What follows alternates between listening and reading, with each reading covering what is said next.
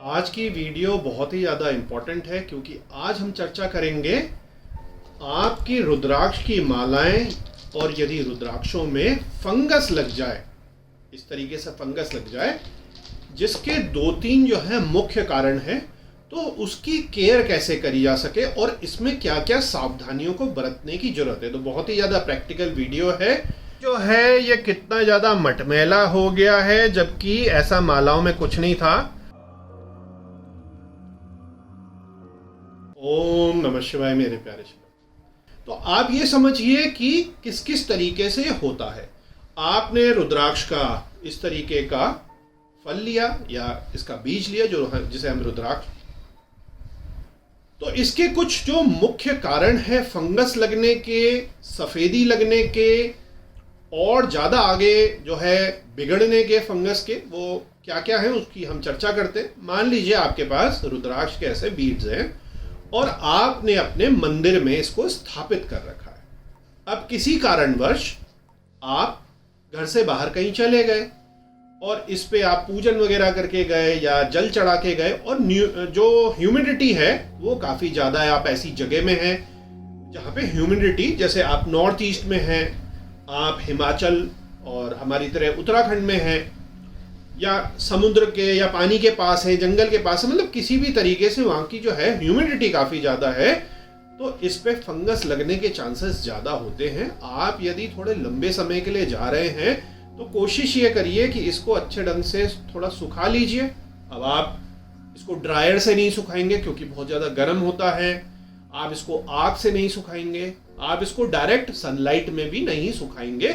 अगर आपको धूप में इसको सुखाना है तो किसी जो छांव है उस पर आप इसको सुखाइए।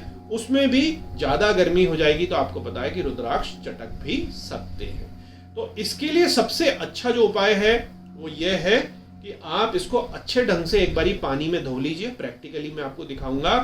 इसमें गंगा जल भी आप मिला सकते हैं और मिलाने वाले कुछ अलग अलग तरीके के, जैसे नींबू का सत आता है, लेकिन वो एसिडिक हो जाता है तो मैं उसको नहीं कहूँगा। आप केवल जो है इसको मात्र पानी से और उसके बाद शिव भस्म लगाकर इसको केयर कर सकते हैं। आपको इसको एसिडिक पानी से, शैम्पू से, साबुन से धोने की जरूरत नहीं है। तो पहली चीज तो यह है कि ऐसे दानों में यदि फंगस लग जाए तो मैं आपको एक असली फंगस लगा हुआ दाना ही दिखाऊंगा। दूसरी बात यह है कि आपने अपने भगवान शिव को, भोलेनाथ को, महादेव को अपने मंदिर में या अपने ऑफिस में एक माला जो है वो चढ़ाई थी, उनको अर्पित करी थी और उसकी आप केयर नहीं कर पाते, वो बहुत टाइम से वैसी चढ़ी है और जलाभिषेक और पूजा वूजा भी है आपने अपनी कर ली, लेकिन वो माला हर बारी चेंज नहीं हो पाती। शायद साल में या कभी कभार आप चेंज करते हैं तो उसमें भी फंगस लगने के चांसेस बहुत ज़्यादा होते हैं। दूसरी चीज़ है आपकी अपनी माला है। अब हमारे बहुत सारे शिव भक्त हैं और स्पेशली जो पहनने की माला है, जैसे आप देखते हैं हमारी पहनने की माला है, लेकिन जप की माला हमने अलग रख रखी है, जप की माला दिखाई नहीं जाती है। तो आप कई बारी जप नहीं कर रहे और एक टाइम में आपने जप करे थे, आपके हाथों का पसीना है, आपके उसमें और तरीके की शुद्धि है पानी, और आपने वैसी चपनी के अंदर या वैसे भी कहीं लटका दी या रख दी, तो उसमें भी फंगस पड़े पड़े हो जाती है। जप माला में, पहनने की माला में थोड़ी सी संभावनाएं कम होती है क्योंकि आप डेली पहन रहे हैं, वरना फ्रीक्वेंटली आप पहन रहे हैं, आपका कपड़ा भी चल रहा है, हाथ भी चल रहा है, आपके आंखों में भी वो आता है, तो उसकी संभावनाएं कम होती हैं। जो पड़ी रह गई मालाएं उनमें दिक्कत ज्यादा होती है। अब एक तीसरी प्रक्रिया क्या है, आप हमारी तरह माला पहन के निकले, कहीं आप यात्रा में चले गए, आप मान लीजिए उत्तराखंड ही आ गए, तो इसी हफ्ते आपने देखा कितनी बड़ी बड़ी आपदाएं आ गई। तो हम पहाड़ गए हैं और अचानक लैंडस्लाइड हो गया, या आप बिल्कुल जो है भीग गए, तो आपने उस समय यह ठीक समझा कि आपके जो अभी इतने रुद्राक्ष बिल्कुल भीग गए हैं, स्थिति वहाँ पे बड़ी अलग तरीके की है। आपने अपना जो रुद्राक्ष माला या अपना मोबाइल, अपना बाकी जो सामान है वो अपने अपने थैले में या आपने कहीं पे रख लिया, और उसके बाद स्थितियां कई बार ऐसी बन जाती हैं कि आपको समय नहीं मिल पाया क्योंकि आप अपने को बचा रहे हैं या अपने साथ वाले को बचा रहे हैं, या हो सकता है 2-3 दिन कहीं से गाँव से घूम के बारिशों में आप नीचे पहुंचे एक मेन गाँव में, तो 2-3 दिन पड़े पड़े में भी यह बड़ी जल्दी जो है मालाओं में, स्पेशली कंठाओं वगैरह में फंगस लग जाती है। तो ये तीनों मैंने आपको स्थिति बता दी। एक चौथी स्थिति बड़ी विचित्र सी ये भी है। एक किसी को हमने कंठा भेजी थी आज से 1 साल पहले, तो यहाँ से कंठा सही जा रही है, फिर उनके वहाँ कंठा जो है डिलीवर हो रही है, बेंगलोर के वो हैं, तो 3-4 दिन उसमें लग जाते थे। तो जैसे ही वो उसकी पूजा के लिए कंठे को पूजा करना चाह रही थी तो देख रही थी 1-2 दानों में जो है फंगस आ जा रही है, तो वापस भेजी हमने। फंगस साफ ही नहीं कराई, उस कंठे को पूरा तोड़ के दाने ही चेंज करवा दिए जो 2 थे फंगस के, और फिर भेजी तो फिर भी उसमें फंगस दिख रही है। तो कई बारी नेगेटिव एनर्जीज के कारण या कुछ घर में कुछ ऐसी नेगेटिव एनर्जीज हैं, इस तरीके से भी नेगेटिव एनर्जी के कारण भी हो सकता है, हो जाता है। तो ये चारों मैंने आपको जो है बता दिए कि किस तरीके से रुद्राक्ष जो है उसमें फंगस लग जाता है। अब फंगस लग गया तो आप उसको साफ करने की जल्दीबाजी मत करिए, स्पेशली यदि आपके घर में छोटे बच्चे हैं या आप अस्थमा के पेशेंट हैं, क्योंकि फंगस आपको पता है क्या है, ये फंगस के अंदर तो फंगस है। उसको आप साफ करेंगे, रगड़ेंगे तो आपके नाक से लंग्स में भी आ जाता है, इन्फेक्शन हो सकता है आपको, और सच में होता भी है। जो लोग जिनकी इम्यूनिटी वीक है, एलर्जिक हैं, अस्थमेटिक हैं, उनको किसी और से यह काम कराना चाहिए, वरना कोरोना काल की तरह आप इस तरीके का जो है मास्क लगा लें। इस तरीके का मास्क लगा लें, उस समय एसी और पंखा जो है अपने बंद कर दें। तो इस तरीके से आप अपने सर्वप्रथम तो यह है कि फंगस आपकी नाक में उड़ के ना जाए। दूसरी चीज यह है कि आप अगर बहुत ज्यादा एलर्जिक हैं, आपके आसपास कोई नहीं है, क्योंकि आप दिल्ली, बॉम्बे, बेंगलोर कहीं भी काम कर रहे हैं, तो आपको अकेले ही सब कुछ करना है, आप स्टूडेंट हैं या कुछ और भी हैं, तो आप इस तरीके का जो है एक ग्लव्स पहन ले। ये सस्ते से ग्लव्स आते हैं, अंगूठियां चाहे तो उस समय आप उतार लीजिए, बैंगल आपने उतारना है तो उतार लीजिए, आपकी अपनी मर्जी है। तो इस तरीके से आपने दोनों हाथों में या एक मेजर हाथ में आपने अच्छे ढंग से ये जो है ग्लव्स को पहन लिया, इसमें छेद वगैरह ना हो, तो आपका एक हाथ ये जो है रेडी हो गया। अब आपने मास्क भी लगा लिया, मैं अभी मास्क नहीं लगा रहा हूं आपको बताने के लिए, पर आप मास्क को जरूर लगाइए।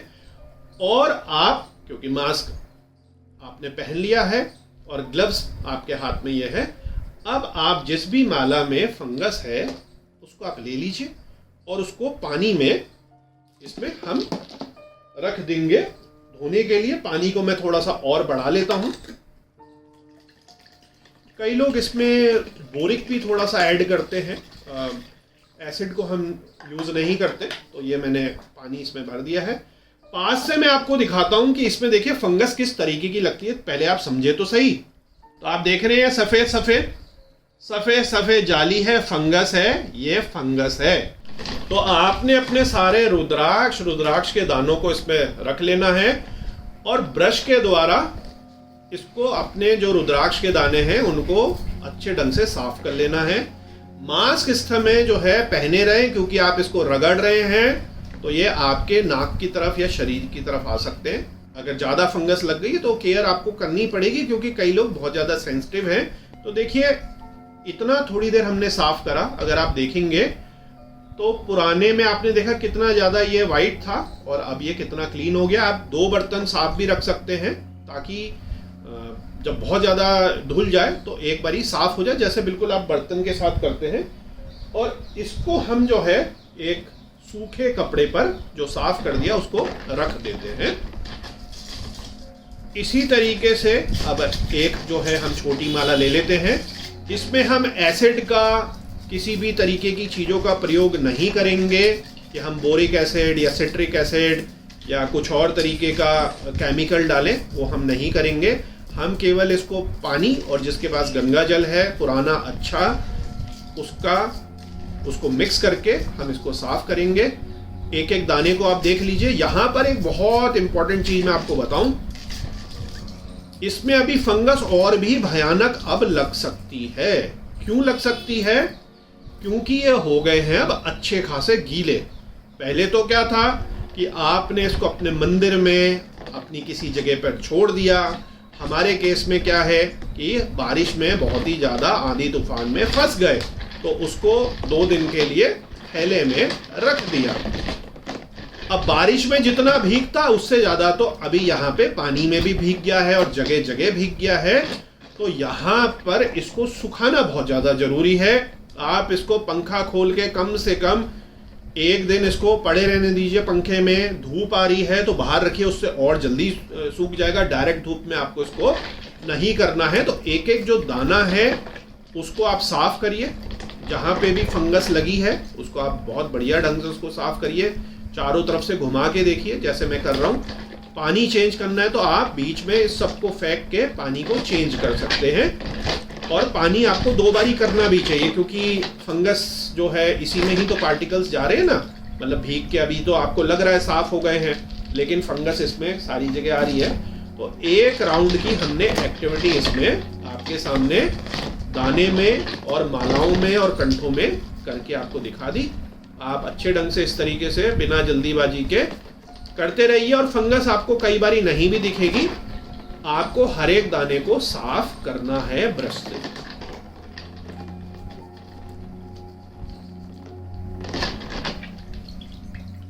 तो इस तरीके से आप इसको एक तौलिए में सूखे कपड़े में डालते रहिए। जो है ये कितना ज़्यादा मटमैला हो गया है, जबकि ऐसा मालाओं में कुछ नहीं था। अब इस पानी को हम फेंक के फ्रेश जो है पानी इसमें भर लेते हैं और दूसरी बारी इसकी सफाई करेंगे। देखिए दूसरे राउंड के लिए एकदम साफ पानी आ गया है। मैं फिर से आपको याद दिला दूं, यदि आप सुपर एलर्जिक हैं, अस्थमेटिक हैं, तो कृपया ये काम खुद ना करें, क्योंकि ये आपके नाक में और लंग्स में फंगस जाने की संभावनाएं रहती हैं। तो चलिए दोबारा से अपनी मालाओं को इसमें डाल देते हैं।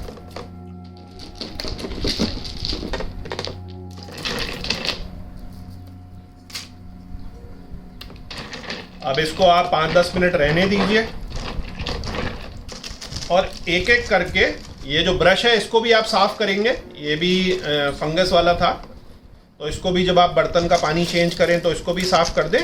और फिर से जो है आप एक एक दाने को देखते हुए, चेक करते हुए अच्छे ढंग से इसको साफ करिए। इस तरीके से आप साफ करिए और एक एक करके चलते रहिए, चारों तरफ से घुमा घुमा कर साफ करिए। और पानी को इस तरीके से निकाल के वही आप जो आपका कपड़ा है, तौलिया है, उसमें आप डाल दीजिए। एक बारी आप अच्छे ढंग से इसको देख लीजिए चारों तरफ से कि ये सारा जो है फंगस जो है साफ़ हो गया है, नहीं हुआ है। कुछ गंदगी आपको लग रही है तो उसको आप साफ़ कर लीजिए पानी में इस तरीके से। मुखों में भी देख लीजिए, मुखों के अंदर भी गए होंगे, अंदर तक की तो सफाई हो नहीं पाएगी इसकी, वरना माला पूरी की पूरी तोड़नी पड़ेगी। अगर बहुत ही ज़रूरत से ज़्यादा ख़राब स्थिति हो गई तो माला को पूरी काट के, तोड़ के, पूरे अच्छे ढंग से साफ़ करके फिर आपको माला जो है, कंठा जो है, माला जो है, जप माला जो है दोबारा से बनवानी पड़ जाती है। तो इस तरीके से 2 राउंड में आप करेंगे तो इस बारी आप देखेंगे कि जो इसमें पिछली बारी सफ़ेद काफ़ी हो गया था उस हिसाब से फंगस का इस बारी नहीं है। जल्दीबाजी आप मत दिखाइए, एक बारी चारों तरफ से घूम के, चारों तरफ से इन दानों को, इनके मुखों को, इनकी पूंछों को, इनकी धारियों को, इनके जो लाइनें हैं इनमें ही फंगस होता है, उसको देख के आप इस तरीके से हटा लीजिए। ये देखिए दाना एकदम साफ हो गया है। यहाँ पर मेरे को लगा कि थोड़ा सा कुछ बचा हुआ है, क्योंकि ये तो बिल्कुल ही साफ हो गया था। अकेले अकेले दानों को तो बहुत ही इजी है साफ करना, आगे पीछे सब जगह से। ये देखिए ये एकदम बढ़िया आपका हो गया। और मालाओं को भी आप अच्छे ढंग से आपने सब साफ कर लिया और अब इनको हम सुखाते हैं। तो मेरे प्यारे शुभ भक्तों, स्टेज 1 हमने कंप्लीट कर ली। अब हम क्या करेंगे, कुछ नहीं करना है, इसको जहां तक हो सके संभव आप पंखे से पहले खुद ही इसको जो है साफ कर लीजिए। आप 1-2 कपड़ों से इसके एक एक दाने को इस तरीके से अच्छे से साफ कर लीजिए।